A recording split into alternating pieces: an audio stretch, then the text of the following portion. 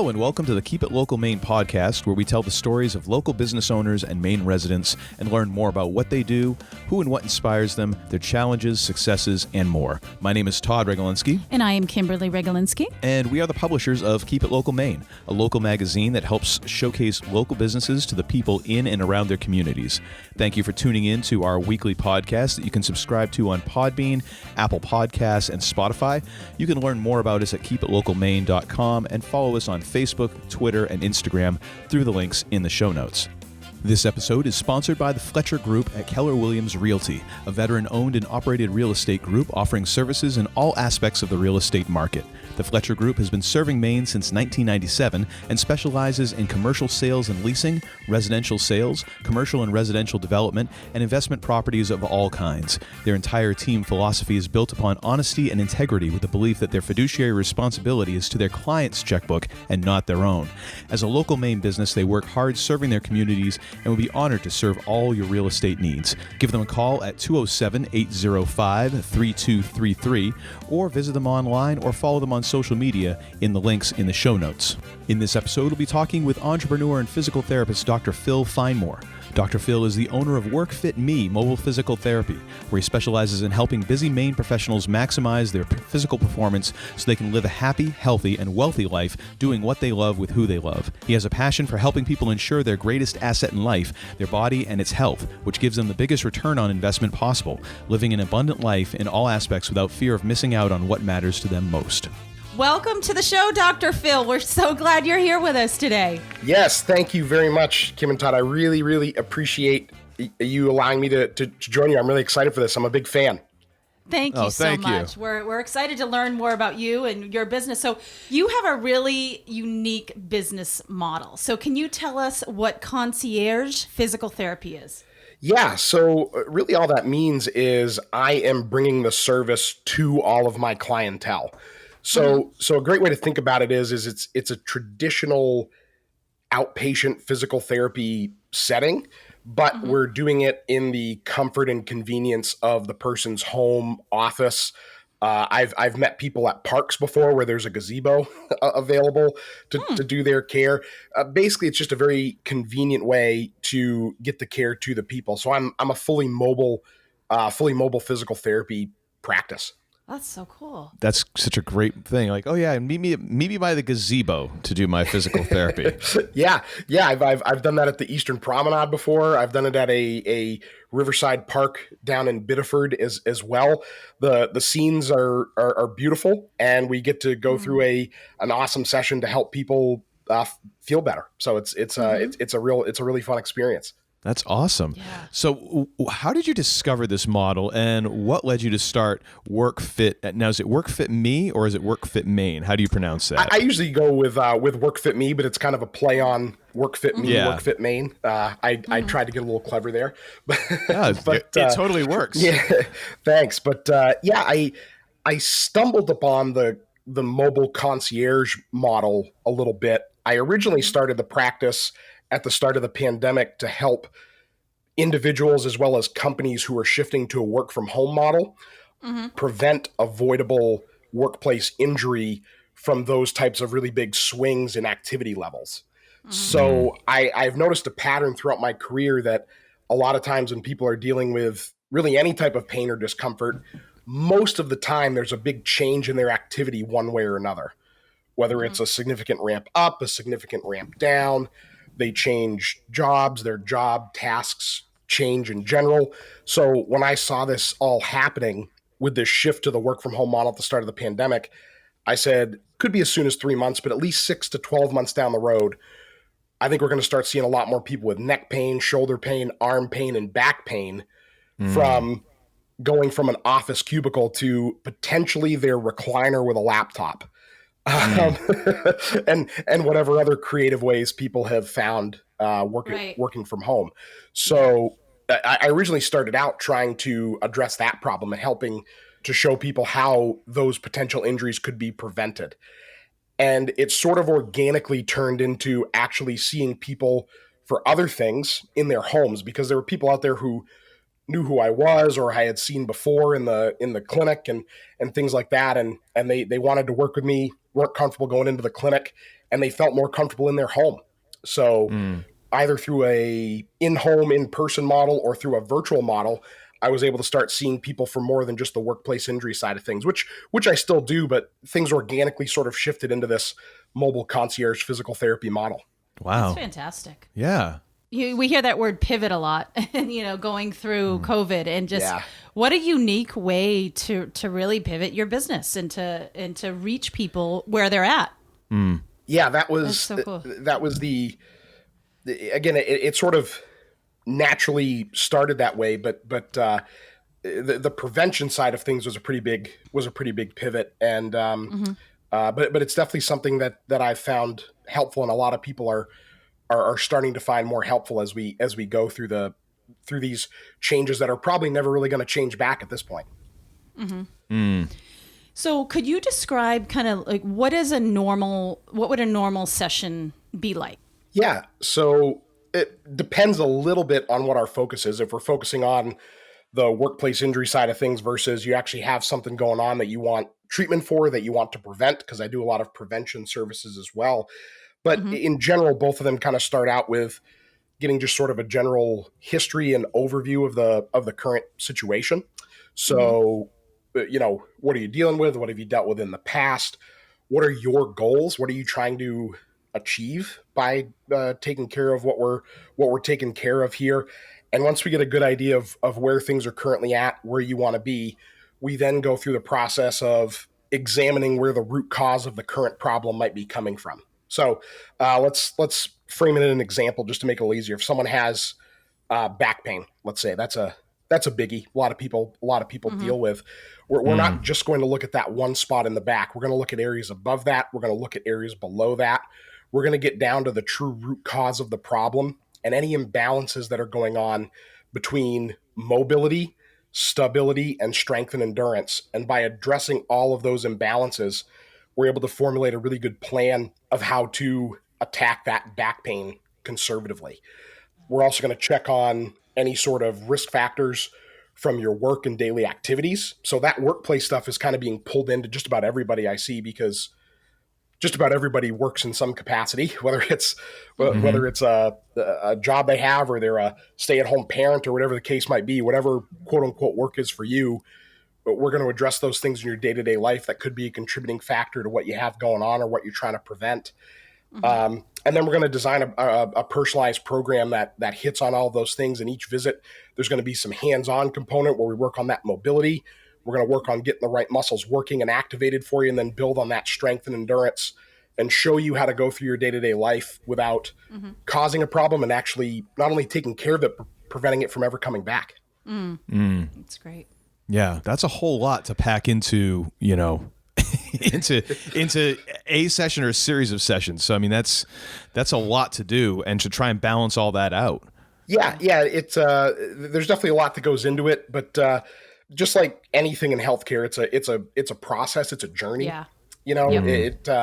None of this stuff is going to happen overnight. Now the prevention in the workplace stuff is a little different, but if you're dealing with a current episode of pain, discomfort, dysfunction, whatever the case might be, those things do take a little bit of time. But if we're consistent with what works for you as an individual over that time period, the amount of improvement that we can get in that time is great. And working into that prevention side of things, making sure that this doesn't come back, is often very empowering for people. And most people find that it's easier to fold this stuff into their day than they think. Yeah. Well, I mean, an ounce of prevention is better than a pound of cure. Something, I think that's how the saying goes. Exactly. Yes. Yeah. It's always amazing. It's like, oh, well, I don't have time for it. It's like, oh, do you have time to lay on your back because you're completely immobile for a day or two? Exactly. Yeah. Maybe a few minutes of these exercises is much better. Yeah. And my big thing is showing people how to find pockets in their day that they already sort of naturally have, and try to incorporate that into the routine of their day as much as absolutely possible. So I'm definitely not trying to add anything onto people's plates, because I know we're already busy, right? We're already tapped out in so many ways that we definitely don't want to throw more things on your plate. But if we can sprinkle things into your day that at first maybe don't seem like much, but actually do have a really big impact with what you have going on. And a lot of people find that, wow, my day is actually a little more productive because I'm not thinking about that back pain or that headache that I've had chronically for weeks, months, years, whatever the case might be. And we've all experienced that. If we're not feeling our best, the days drag, right? We're not able to feel as productive in what we're doing. We might get everything done, but it just feels like that much more of a chore. And if there's one less thing we're focusing on and possibly stressed about, i.e. that back pain, headache pain, whatever the case might be, we're able to put so much more of ourselves into other things. For sure. And that's very empowering for a lot of people, and actually causes an increase in productivity for a lot of folks. Makes sense. Yeah, no, totally. So what are some of the most common workplace injuries that you see, and what are maybe some not trying to take business away from you here, but what are some of the ways that they could be prevented? Yeah, no, I kind of have a bit of a goal of kind of working myself out of a job, Todd. So your question is perfect. If I'm doing my job well, I might not have one, but yeah. So some of the more common things, especially the things I'm seeing right now, again, because of this work from home shift, is a lot of neck, shoulder, and arm pain. And a lot of that arm pain is originating from the neck. And again, that's due to a couple things. One, we are shifting from home, but even in the workplace, a lot of people are using laptops nowadays instead of desktop setups, or even tablets, and they're using the tablet like a laptop. So that changes a lot of things and mechanically from the neck right on down through. So those neck and upper body injuries are pretty common. Back pain is a biggie for a lot of people, and that's not always work related, but it certainly can be. It's just one of the very common things that I see and help people navigate. And as far as how we can prevent them, a lot of that depends on the person and what they have going on. But generally speaking, especially in a workplace situation, we really have to go beyond the ergonomics, right? Because everyone's heard that buzzword, right? I mean, over the past 7 to 10 years, ergonomics and ergonomic training has been at the forefront of workplace safety. The interesting thing about that is over that same time period, although workplace injury has gone down, the number one reasons for people to miss work due to injury continue to be from soreness and pain and overuse injuries. So yeah, we're focusing more on ergonomics, but the most preventable reasons for people to miss work and have a workplace injury and potentially lead to a workers' compensation case are still number one. So what we then have to do is go beyond that ergonomics and actually treat the physical risk factors within the person's own body that set that area up for some potential pain. And that has to deal with their past history. Have they had neck pain, shoulder pain, back pain before?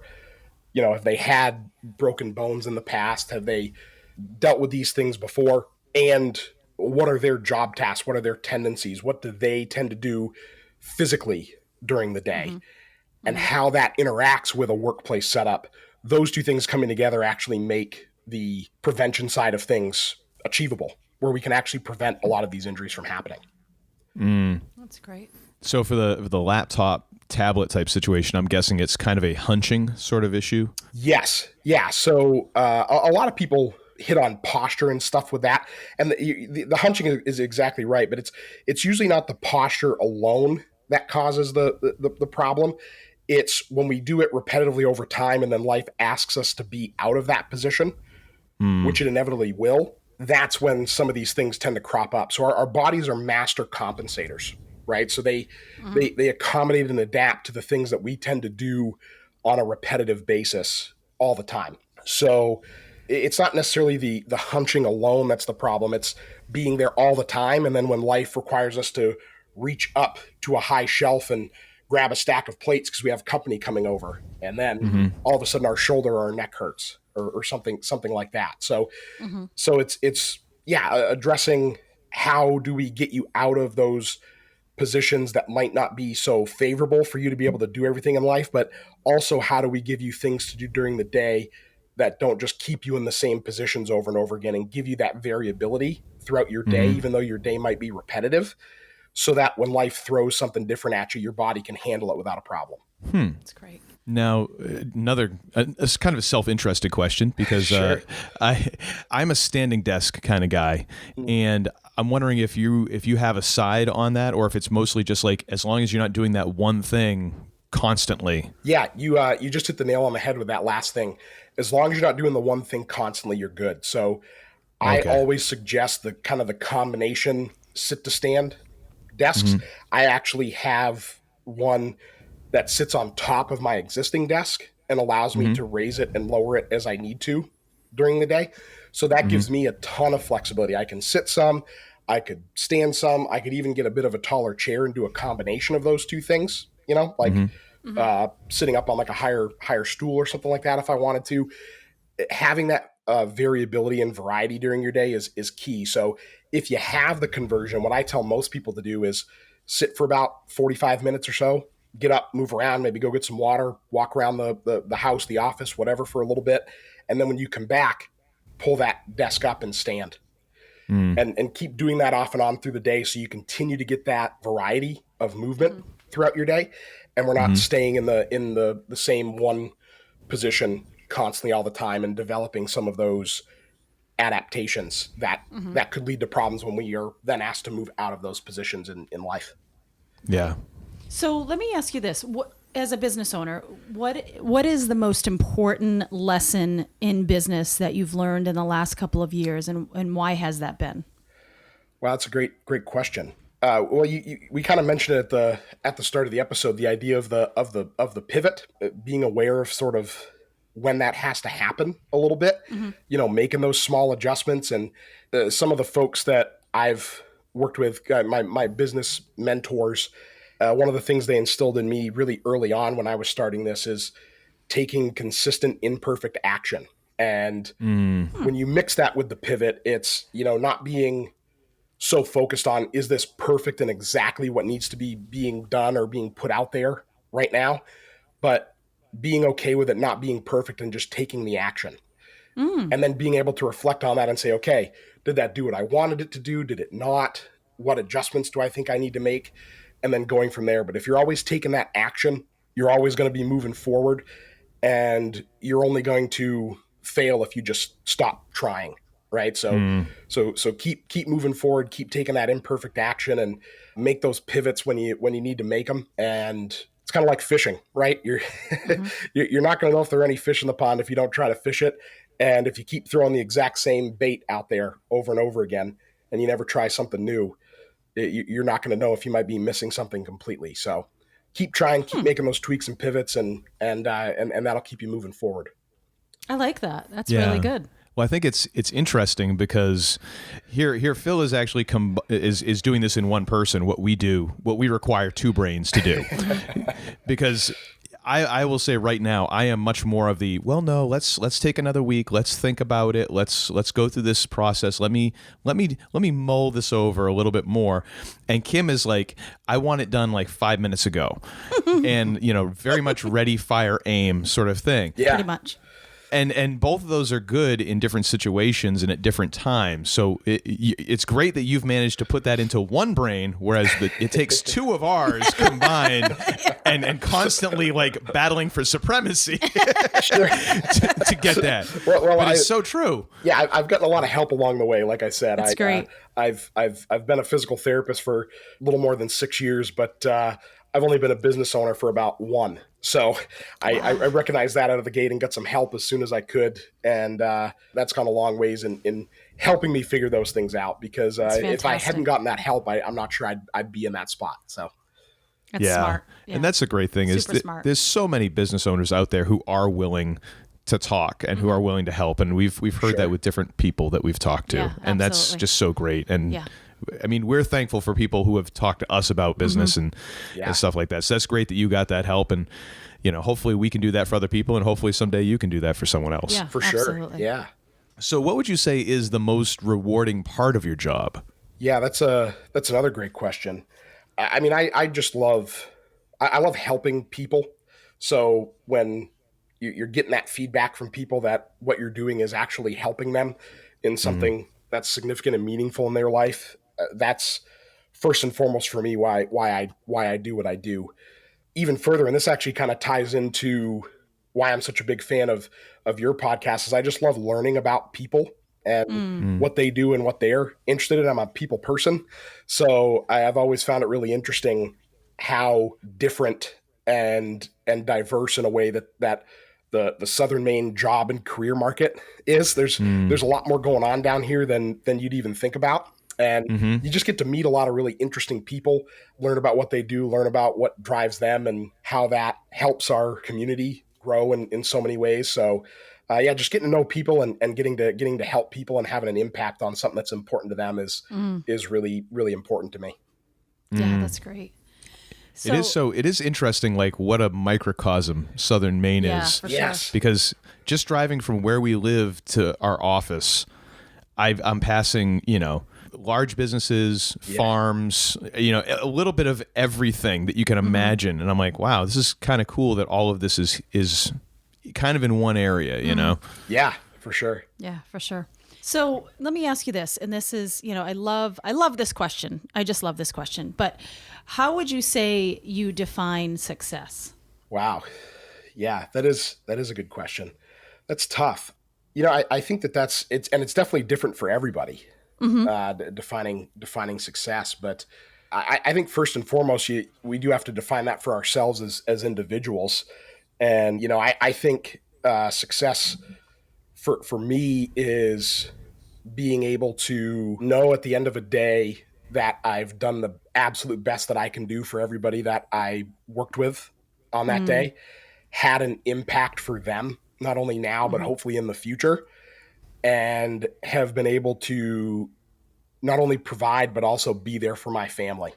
I think those are what make me successful is helping those people to the best of my ability, while also being able to first and foremost be there for my family, and then also be able to provide for them as well. That's great. Yeah. Another question that we always seem to ask because, well, quite honestly, we're inspiration junkies. But what we like to know is who or what inspires you, and this can be either personally or professionally. Yeah, I've been really lucky to be able to work with a lot of other business owners as I've started up this venture that I'm doing. Again, kind of because of the workplace stuff that I do, but also the people that I've been able to connect with, and so I would say a lot of my clientele, and whether they're business owners or not, I always learn something from my clients. But learning from my clients in general has been really, really inspiring because it's helped me get better at my craft as a physical therapist, but in many aspects also as a business owner, which has been incredible. My wife has been incredible in this and being completely okay with me just going for this and making it happen when it felt like the only option at the time when a pandemic hit. And her strength and resilience through all this has been incredibly inspiring to me. And I have some, as I've already kind of mentioned, I have some great mentors and coaches in my corner that I've been working with that have really helped keep me on track and let me know that there's growing pains in all this, and there's ups and downs and everything. But at the end of the day, doing what makes you the most happy and fulfilled in the most important aspects of your life is what you're really doing this for. So that's been really inspiring as well. And I have not regretted it one day. There's been ups and downs, but it's been the best move I've made in my career thus far, for sure. It's fantastic. Yeah. I totally understand what you're saying. Like in a way, I kind of almost equate it to what you're doing for someone physically. Like if you take away the discomfort, the pain, or whatever is on someone's mind, it frees up an enormous amount of energy. Yeah. If you're doing something each day that is inspiring to you or that is fulfilling to you, and that you're like, you know what, even on a bad day, this is better than what I could have been doing. Yeah. Then you just it frees up so much like mental and emotional energy that yes, you might not understand it on a top level all the time, but man, it is different, Yeah, for sure. definitely. Yeah. So as a Mainer, we always like to know, what is your favorite part of living here in this state of Maine? I really love living where everybody wants to vacation. Because, all of us native Mainers might complain about that from time to time, those folks from away. But at the end of the day, we get to enjoy all of the things that those folks come here for all the time. Right. The beach in downtown Portland might look a little different when snow flies, but we still have it. We can be at the beach, depending on where you live, you can be at the beach within 20, 30 minutes, maybe an hour. You can also be at the lake in half an hour. You can be up in the mountains in an hour or so. You can be in ski country in a little over an hour. You can be up in the vast northern Maine woods in just a few hours. So we have a very unique geography, and there's so much going on here. It might be a little spread out compared to other places, but that's another part I like about it too. Yeah. So it just has so much to offer, and we get to enjoy so many different kinds of beauty and fun things to do, literally from north to south. For sure. We are spoiled. Yeah. Totally. We really are Yeah. spoiled. Totally. And that's why, sorry, if you live somewhere else, I'm sorry, but, Right. Maine is where it's at. we live where everyone wants to vacation. I love that. I know. I love that. That's right. There's a reason it's called vacation land. Yep. That's right. Well, Phil, thank you so much Yes. for taking time out of your day and talking with us about WorkFitME and just what you do and the difference you're making in people's lives. So we thank you just for taking the time, but we also thank you for what you're doing for other people. And I'll be sure to include in the show notes links to Phil's website and social media pages. We'll also have his phone number in there. You need to give him a call if you're having any kind of discomfort. Hey, someone who can come to you instead of you having to go to the gym or someplace to go, get therapy. He can come to you. Now there's no excuse. Yeah. He has removed all the excuses for you. Now it's time to take care of that stuff. So once again, Phil, thank you so much, and we wish you continuing success in your business. Yes, absolutely. Yes, well, thank you both very much for the opportunity. I really enjoyed this. Like I said, I've been a big fan of the podcast for some time, and I really appreciate the opportunity. So thank you both very much. Oh, it's been our pleasure, Phil. Absolutely. Thank you. Have a great week, Phil. You too. Dr. Phil. Dr. Phil. Thank you once again to our sponsor for this episode, the Fletcher Group. Be sure to contact them for all your real estate needs using the information in the show notes. And thank you for listening.